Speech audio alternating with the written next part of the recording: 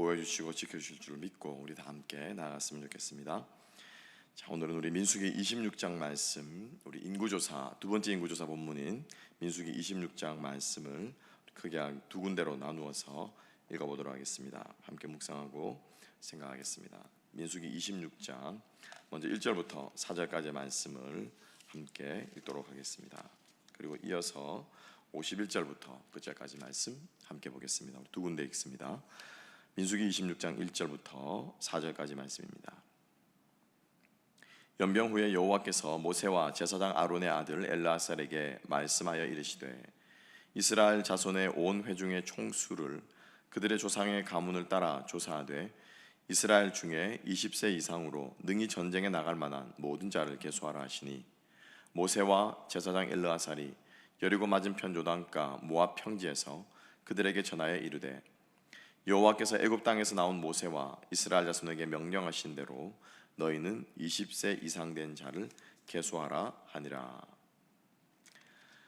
넘어가서 51절 말씀 함께 보겠습니다. 51절부터 끝절까지 65절까지 말씀 함께 보겠습니다. 이스라엘 자손의 계수된 자가 60만 1730명이었더라. 여호와께서 모세에게 말씀하여 이르시되 이 명수대로 땅을 나누어 주어 기업을 삼게 하라. 수가 많은 자에게는 기업을 많이 줄 것이요 수가 적은 자에게는 기업을 적게 줄 것이니 그들이 계수된 수대로 각기 기업을 주되 오직 그 땅을 제비 뽑아 나누어 그들의 조상 지파의 이름을 따라 얻게 할지니라. 그 다소를 막론하고 그들의 기업을 제비 뽑아 나눌지라. 레위인으로 계수된 자들의 종족들은 이러하니 게르손에게서 난 게르손 종족과 고핫에게 난 고핫 종족과 므라리에게서 난 므라리 종족이며 레위 종족들은 이러하니 림니 종족과 헤브론 종족과 말리 종족과 무시 종족과 고라 종족이라. 고핫은 아므람을 낳았으며 아므람의 처의 이름은 요게벳이니 레위의 딸이요 애굽에서 레위에게서 난 자라.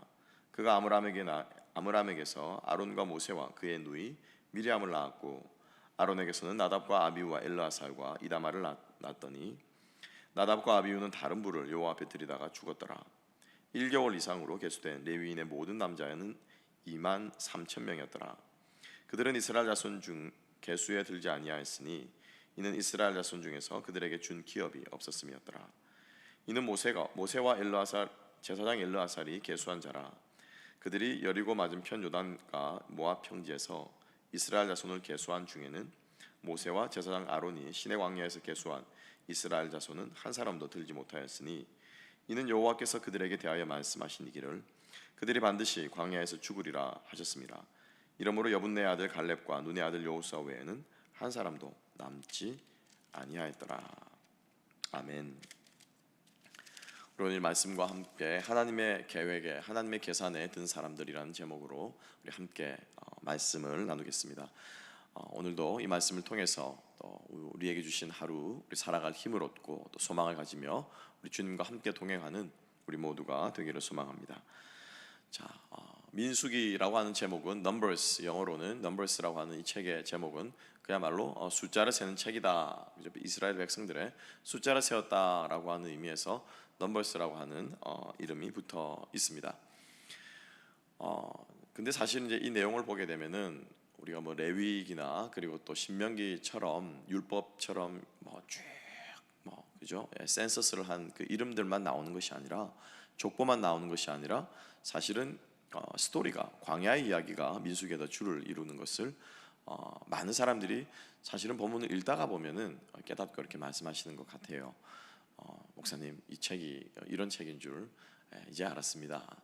이런 이야기가 민수기에 나오네요 라고 하는 많은 이야기들을 심심찮게 듣게 되는데 바로 이 책의 제목이 가져다주는 우리가 좀 이렇게 잘못 알고 있는 혹은 제목만 가지고 이 책의 특징에 대해서 알고 있다라고 제가 그때도 말씀드린 바가 있는데 근데 사실 이 제목처럼 이 인구를 조사하는 것이 중요하지 않은 것은 아니에요.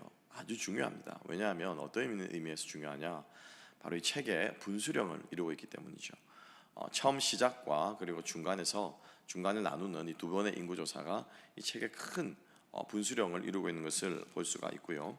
우리가 이제 다음 주부터 다음 시간부터 우리 계속해서 보겠습니다만은 이후에 이제 이어지는 것을 보게 되면은 전쟁 이야기들이 많이 줄을 이루면서 나오는 것을 볼 수가 있습니다. 그래서 이 앞부분에서는 이스라엘의 1세대가 어떻게 광야에서 생활하였는가, 그리고 그 광야에서 어떻게 하나님을 섬기고 또 실패하고 그렇게 방황하고 또 하나님의 은혜를 입고 하는 그러한 일상의 삶을 보여줬다면은 이후에서는 전쟁이라고 하는 많은 배경들이 등장하면서 특별히 그 특별한 상황 속에서 하나님께서 어떻게 역사하시고 이스라엘 백성들이 어떻게 따라갔는가에 대해서 이야기를 하고 있는 것을 볼 수가 있습니다. 그래서 이 두 부분의 이제 분수령을 이루고 있는 부분이 바로 이 족보가 아니라 그 인구조사, 이스라엘 백성들을 계수하는 인구조사에서 볼 수가 있는데, 오늘이 숫자를 세는 이 모습을 통해서 우리가 좀 마음에 새겨야 할 것이 무엇인가에 대해서 함께 좀 볼 부분은 바로 하나님께서 계산하고 계신다라고 하는 것입니다. 하나님께서 계획 혹은 계수 혹은 계산하고 있는 이 하나님의 계산 속에 우리가 들 수 있는, 그리고 그 안에 있는 사람들임을 기억하고 우리가 이렇게 이 땅을 살아갈 수 있는 우리가 되었으면 좋겠고, 또 우리가 그것을 기억한다면은 우리가 희망과 함께 우리가 또 근신하게 되고, 또 하나님께서 우리에게 주신 나를 향하신 계획이 무엇인지 우리가 소망하게 되고, 또 하나님께서 나를 향하여 세우고 계신 계산이 무엇인지, 우리 셈하시는 하나님 아니겠습니까? 주시기도 하시지만 또 찾기도 하시는 하나님이신데, 그 셈하시는 하나님의 셈이 무엇인가에 대해서도 우리가 조금은 소망하는 마음을 갖게 되지 않을까라는 생각을 해보게 됩니다. 그래서 오늘의 본문의 말씀을 함께 생각하면서 우리들의 마음속에 그러한 생각, 깨달음들이 있기를 소망합니다. 자, 먼저 1절부터 4절까지의 말씀을 우리 함께 보게 되면요, 2절 말씀, 전쟁에 나갈 만한 사람들을 계수하라. 하나님의 법칙은 변함이 없습니다. 그렇죠? 이스라엘 백성들의 광야 생활이 영적인 전쟁임을 하나님께서는 늘 상기시켜주고 있는 것을 우리가 기억할 필요가 있습니다. 1차 인구조사, 즉 1세대를 향해서 인구조사를 할 때도 전쟁에 나갈 만한 사람들을 계산해라 라고 말했지만은, 실제로 우리가 25장까지를 오면서 이스라엘 백성들이 수행한 전쟁은 그리 많지 않습니다. 그런데 왜 하나님께서는 그 한두 번의 전쟁, 두세 번의 전쟁을 위해서 전쟁에 나갈 만한 사람을 계산하라 라고 말씀하셨을까? 그렇지는 않겠죠. 이스라엘 백성들의 광야 삶 전체가 사실은 영적인 전쟁과도 같은 것임을 깨달을 필요가 있습니다. 여러분, 영적인 전쟁이 무엇입니까? 영적 전쟁이 뭐예요? 우리가 흔히 말하기를 많은 사람들이 그죠? 영적 전쟁, 특별히 선교지에서 이런 이야기들을 많이 선포하는데, 영적인 전쟁이라고 할 때 우리가 가장 먼저 기억해야 될 것은 적 PR을 식별하는 것이겠죠. 우리 전쟁에서 가장 중요한 것 중에 하나 아니겠습니까? 적이 어디 있는지, 적이 누구인지, 그리고 아군이 누구인지 이걸 식별하고 또 이것을 깨닫고, 또 전쟁 중에 특별히 이것을 수행하기 위해서 우리는 군복을 입거나 또 그죠? 계급장을 차거나 이런 것들을 많은 도식 표들을 붙이는 것 아니겠습니까? 그래서 우리가 영적 전쟁에서 가장 기억해야 될 것은 우리들의 대상이 사람이 아니라고 하는 것입니다. 우리는 자꾸 사람을 붙잡고 싸우려고 하죠. 사람을 붙잡고 우리는 뭔가를 해보려고 하는 마음에서 사실은 원망과 시비와 갈등과 이런 것들이 생길 때도 우리가 사람을 대상으로 싸우려고 합니다. 세상을 향해서도 마찬가지인 것 같아요. 나를 핍박하고 또 나를 힘들게 하고, 또 우리들의 신앙을 하나님 앞에 가로막는 많은 장애물들이 있는데, 우리는 그 장애물을 붙잡고 싸우려고 하는 경향들이 많이 있습니다. 그때 이제 우리 마음속에 새겨야 될 것이 뭐냐면은 영적인 전쟁이다라고 하는 것이죠. 광야의 삶은 영적인 전쟁이었습니다. 그들의 싸움의 대상은 물이 아니었고요, 밥이 아니었고요, 사실은 그들의 적들이 아니라 사실 그들의 싸움의 대상은 영적인 존재들이다라고 하는 것이죠. 그들의 마음의 좌소에 또아리를 틀려고 하는 끊임없는 그 악한 생각들, 그리고 그 영적인 실체들에 대해서 그들은 사실은 경성하고 깨닫고 선포하면서 나아갔어야 했다라고 하는 것입니다. 소망하기는 우리들의 삶 가운데서 정말로 우리가 싸워야 할 대상은 공중권세 잡은 자인 것을 여러분 기억하시기 바랍니다. 그래서 우리가 그것을 식별하는 것이 바로 이 영적 전쟁의 가장 첫걸음이다라고 하는 것이죠. 두 번째로 영적 전쟁에 있어서 필요한 것은 뭐냐면은 이제 내 손에 쥐어지는 무기가 무엇인가겠죠. 싸우러 나간다, 전쟁터에 나간다라고 하면은 가장 먼저 챙기는 것이 무기 아니겠습니까?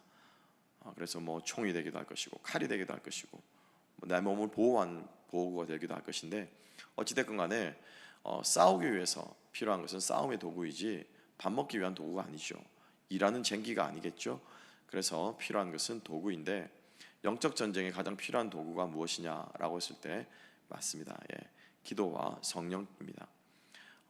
말씀과 그리고 믿음과 그리고 의와 이 모든 것들을 사실은 사도 바울이 에베소서에서 우리들에게 말씀하고 있지만은 그런 것들을 통해서 우리가 말씀으로 우리가 방어하는 무기를 삼고, 그리고 그 말씀에서 파생되는 모든 것들, 말씀에 반응하는 믿음과 그리고 말씀에서 우리에게 확신시켜 주시는 구원의 확신과 말씀께서 말씀을 통해서 우리에게 주시는 평안, 이런 것들로 우리가 방어의 무기들을, 방어의 도구들을 삼고, 그리고 실제로 우리가 공격할 수 있는 것은 그 말씀을 통해서, 말씀이 나의 기도 가운데 나올 때, 그리고 성령께서 그 말씀을 우리에게 깨닫게 해주실 때, 그 말씀은 비로소 도구가 되는, 공격할 수 있는 무기가 된다라고 하는 것이죠. 그래서 말씀과 성령과 기도, 이것들을 우리의 무기로 삼아야 할 것입니다.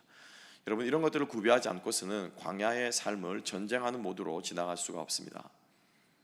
무기를 들지 않고 전쟁의 태세를 갖추지 않고 피하를 식별하는 마음 없이 광야를 살아가는 사람은, 일상생활 하듯이 살아가는 사람은 영락없이 사단의 밥이 되고 만다라고 하는 것이죠. 고라 자손이 그랬고, 이스라엘의 많은 모세의, 그리고 모세와 하나님을 비판하고 원망하고 시기하고 질투하고, 그리고 그들 스스로의 혼자만 그런 것이 아니라 그것을 백성 가운데 퍼뜨리고 했던 그 많은 사람들이 사실은 광야를 전쟁하는 마음으로 건너지 못했기 때문입니다. 일상생활하는 마음으로 광야를 지나려고 했던 데서 바로 이 모든 오류들이 생겼다라고 하는 것이죠. 2차 계수에서 하나님께서는 다시 한번 이스라엘 백성들에게 상기시켜주고 있습니다. 하나님께서 오늘 아침에 집을 나서는 여러분들에게, 일상을 향해, 일터를 향해 나서는 여러분들에게 영적 전쟁임을 깨닫게 해주시기를 주님의 이름으로 축복합니다. 여러분들이 생활을 위해서, 생계를 위해서, 혹은 또 여러분들의 꿈과 비전을 위해서 일하는 그 모든 것들이 사실은 하나님께서 우리를 향해서 계수하고 계시고 계산하고 계시고 계획하고 계신 영적인 전쟁이며, 이것을 우리가 잘 수행하기 위해서 하나님께서 우리와 함께 하시고 도우시며, 또 이것을 우리가 잘 수행했을 때 하나님께서 승리를 맛보게 하시는 것을 여러분 기억할 수 있기를 주님의 이름으로 축복합니다. 자, 그래서 우리가 1절부터 4절까지 말씀 가운데 하나님께서는 동일하게 이 세대에게서도 하나님께서 이 계수의 목적에 대해서, 센서스의 목적에 대해서 하나님께서 말씀하고 계시죠. 두 번째로 하나님께서 2차 센서스의 목적에 대해서 51절부터 자세하게 나와 있습니다. 자, 51절에서 총 인구된, 계수된 사람이 45,400명이라고 60만 1,730명이었다라고 이야기를 하고 있지요. 자, 그리고 나서 52절부터 하나님께서 말씀하고 있습니다. 하나님께서, 여호와께서 모세에게 말씀하여 이르시되 이 명수대로 땅을 나누어줘 기업을 삼게 하라. 자, 이것이 2차 인구 센서스의 두 번째 목적입니다. 하나님께서는 1세대에게서는 말하지 않았던, 이제 요단강 동편에, 요단강을 눈앞에 바라보고 있겠죠. 저 강을 건너면 됩니다. 그래서 요단강 동편에서 하나님께서는 이제 땅을 나누어 주라라고 모세에게 말씀하고 있습니다. 이것이 두 번째 목적인데, 하나님께서 이 땅을 어떻게 나누어 주시는가에 우리가 조금 주목해 볼 필요가 있습니다. 자, 54절 말씀은 아주 리저너블하죠. 이해할 수 있습니다. 사람이 많으면 많은 땅을, 사람이 적으면 적은 땅을 이라고 하는 것은 아주 합리적입니다. 거주할 땅이 많이 필요하겠죠. 그리고 그들이 농사를 지을 땅이 많이 필요합니다. 앞으로 이스라엘 백성들은 농경 문화를 통해서 하나님을 섬기는 삶을 살게 될 것이기 때문에 땅의 면적과 인구 숫자는 정비례하도록 하나님께서 말씀하신 것은 아주 합리적입니다. 그러나 55절부터 보게 되면은 55절에서 55절과 56절을 보게 되면은 조금 의아한 부분이 등장하고 있는 것을 볼 수가 있죠. 오직 그 땅을 제비 뽑아 나누어 그들의 조상 지파의 이름을 따라 얻게 할지니라. 자, 면적은 비례하지만은 그 땅이 어디가 낙점이 될지는 무엇을 통해서 하라고요? 제비를 뽑으라라고 말씀하고 있습니다. 그리고 나서 다시 한번 56절 말씀에 그 다소를 막론하고라고 말하고 있죠. 수가 많고 적음을 막론하고 제비를 뽑으라라고 말하고 있습니다. 그러니까 이 말씀을 보게 되면 앞에 기업이 많은 지파들에게는 많은 땅을 주고 적은 지파에게는 적은 땅을 주라라고 한 하나님의 이 말씀과 상충되고 있는 것을 볼 수가 있죠. 어떤 분이 주일날 성경 공부를 하시면서 그런 질문을 하시더라고요. 왜 하나님이 제비를 뽑게 만드셨을까? 사실 이제 이번 일주일 동안 성도님들께서 그래도 어찌됐건 설교 말씀을 들으시고 제게 질문을 해주시는 분들이 몇 분 계시더라고요. 그래서 이번 일주일 동안 저에게 제가 풀어야 될, 좀 더 연구를 해야 될 과제 중에 하나입니다. 왜 하나님께서 제비를 뽑으셨을까라고 하는 것이죠. 방법은 막론하고 제비를 뽑으라라고 하는 데는 특별히 구약 성경에서 하나님께서 직접 제비를 뽑으라라고 하신 데는 하나님의 특별한 뜻이 있다라고 하는 것인데, 그 뜻은 바로 다름 아니라 하나님께서 개입하시겠다라고 하시는 것입니다. 뭐 하시겠다고요? 하나님께서 직접 개입하시겠다라고 하는 거예요. 그래서 하나님께서 땅을 뽑으라라고, 땅을 제비 뽑으라라고 하시는 말씀은 내가 직접 땅을 분배하는 것을 어떻게 해요? 개입하겠다라고 하시는 말씀인 것입니다. 그래서 땅의 면적은 너희들이 합리적으로 너희들이 정하지만은, 예를 들면은 60만 명이 되는 10만 명이 되는 뭐 A 지파에게는, 그죠? 뭐 유다 지파에게는 10만 평의 땅을, 10만 에이커의 땅을 주겠다. 그리고 또 뭐 그죠? 또 몇천 명이 되는 또 뭐 B 지파에게는 또 그 지파의 숫자에 해당되는 만큼의 땅을 주겠다라고 룰을 정하든지, 아니면은 한 가정당 몇 에이커의 땅을 주겠다, 뭐 이런 식으로 정하는 것은 너희들이 정해라, 그리고 제비를 뽑으라라고 하는 것이죠. 그러면 하나님께서 그 땅이 분배되어지는 것은 하나님께 직접 개입하겠다라고 하는 것입니다. 여러분 잘 생각해 보십시오. 면적은 정해져 있지만 그 면적이 산이 될지 강가가 될지 그리고 모래밭이 될지는 누구에게 달려 있습니까? 하나님 손에 달려 있다라고 하는 것이죠. 합리적으로 계획하는 것은 우리가 계획할 수 있고 또 계획해야 되지만, 그것을 친히 이루어서 우리 손에 쥐어주시는 분은 누구에게? 하나님께 달려 있다라고 하는 것입니다. 이것이 영적 전쟁을 수행하는 방법 중에 하나일 것이요, 하나님께서 우리가 이 땅을 살아가는 또 방법 중에 하나라고 우리가 오늘 이 본문을 통해서 깨달을 수 있게 되기를 소망합니다. 그렇습니다. 하나님께서는 우리들로 하여금 이 땅에서 전쟁을 수행하고 하나님 백성으로 살아가게끔 하시는데 하나님의 계획과 계산이 있다라고 하는 것입니다. 중요한 것은 무엇입니까, 여러분? 마지막 구절을 함께 한번 보겠습니다. 63절부터 65절까지 말씀인데요. 이는 모세와 제사장 엘르아살이 계수한 자라. 그들이 여리고 맞은편 요단가 모압 평지에서 이스라엘 자손을 계수한 중에는 모세와 제사장 아론이 시내 광야에서 계수한 이스라엘 자손은 한 사람도 들지 못하였으니, 이는 여호와께서 그들에게 대하여 말씀하시기를 그들이 반드시 광야에서 죽으리라 하셨음이라. 이러므로 여분네 아들 갈렙과 눈의 아들 여호수아 외에는 한 사람도 남지 아니하였더라. 아멘. 중요한 것은 하나님의 그 두 번째 계수 안에, 그렇죠, 들었다는 것입니다. 들었다는 거예요. 하나님께서 그 믿음으로 그 땅을, 약속의 땅을 경영할 수 있도록 또 차지할 수 있도록 해주신 것에 우리가 큰 의미를 두고 또 우리가 복으로 알고 감사해야 한다라고 하는 것입니다. 그런데 우리는 하나님께서 그 땅을 주었다라고 하는 것보다는 그 땅을 준 거는 당연한 것이고, 그 땅에 가보니 땅이 산지라는 거죠. 땅이 산이라는 거죠.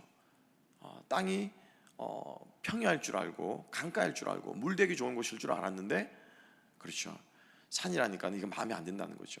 산이라니까 왜 내게는 이렇게 척박한 땅을 주셨냐라는 거죠. 이게 우리 사람들이 계산하고 셈하고 하는, 하나님을 향해서 셈하는 셈법 아니겠습니까? 하나님 내 인생은 왜 이래요? 하나님 내 삶은 왜 이래요? 하나님 내가 가진 것은 왜 이것밖에 안 돼요? 하나님 나는 왜 이런 환경에서 태어났죠? 하나님 내가 이렇게 하고 싶어서 한 것 아니잖아요 라고 하는 생각으로 우리가 우리의 삶을 바라보고 우리의 삶을 또 평가하고 하나님 앞에서 원망하거나 그러한 모습들을 가지게 되는 경우들이 종종 있습니다. 우리가 인생이 힘들다 보면 충분히 그런 말이 나오고요, 저절로 그런 말이 나옵니다.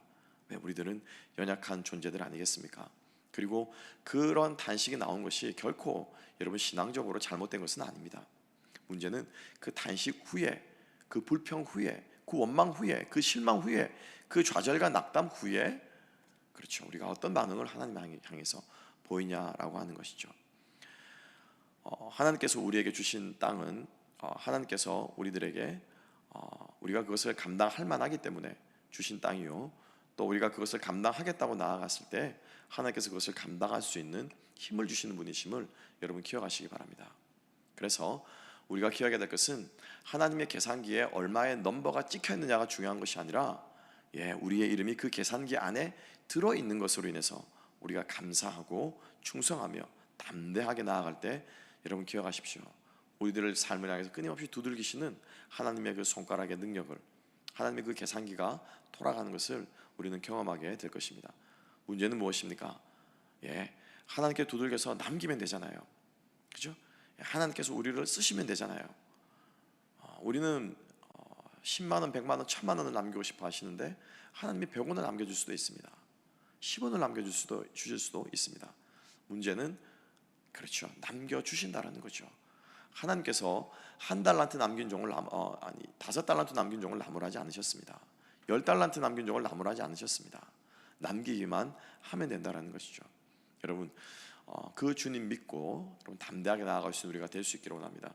그 주님을 믿지 못하면요, 그 1달란트마저도 남기지 못하고 그것을 고스란히 가지고 있다가 주님 앞에 내어놓기도는 부끄러운 삶을, 부끄러운 인생을 살게 될 것입니다. 그야말로 우리가 불평하는 대로 내 한평생 무엇하다 갔느냐라고 하는 모습으로 주님 앞에 서게 될 수 있습니다. 주님 나를 구원해 주셨다라고 하는 것 외에는 아무것도 없는 거죠. 영적인 파산, 그러한 삶으로 주님 앞에 설 수도 있게 됨을 우리는 기억해야 할 필요가 있습니다. 여러분, 오늘 하나님께서 이스라엘 백성들을 계수하시고 그들에게 땅을 계산해서 나누어 주셨습니다. 계수하시는 하나님, 계산하시는 하나님을 통해서 오늘 하루도 우리가 주님께서 우리에게 맡겨주신 것 충성을 다하여 믿음으로 감당하며 영적 전쟁 가운데 승리하는 저와 여러분 되시기를 주님의 이름으로 축복합니다. 기도하겠습니다. 하나님 아버지, 감사합니다. 오늘도 우리의 삶 가운데 계수하시고 계산하시며 그리고 그것을 통해서 우리를 향하신 계획을 이루어가시는 하나님 아버지를 온전히 신뢰할 수 있는 믿음을, 그리하여서 주님께서 던지시는 그 제비 뽑기에 나의 삶도 던질 수 있는 우리가 되게 하시기를 소망합니다. 신실하신 주님, 성실하신 주님, 그리고 무엇보다 나를 사랑하시는 그 주님의 사랑과 성실하심과 신실하심을 신뢰하고 오늘도 주님과 함께 담대하게 적진을 향하여서 영적 전쟁을 선포하며 나아가는 모든 이스라엘 백성들이 될 수 있도록, 주님의 영적인 자녀요 영적인 군사들이 다 될 수 있도록 주님이 아침에 함께한 모든 주의 백성들 축복하시고, 또 오늘 하루도 주님의 이름으로 시작할 모든 주의 백성들과 함께 동행하여 주시옵소서. 감사함의 모든 말씀 예수님 이름으로 기도하옵나이다. 아멘. 우리 시간 함께 한번 기도하십니다. 여러분, 오늘 하루 PR을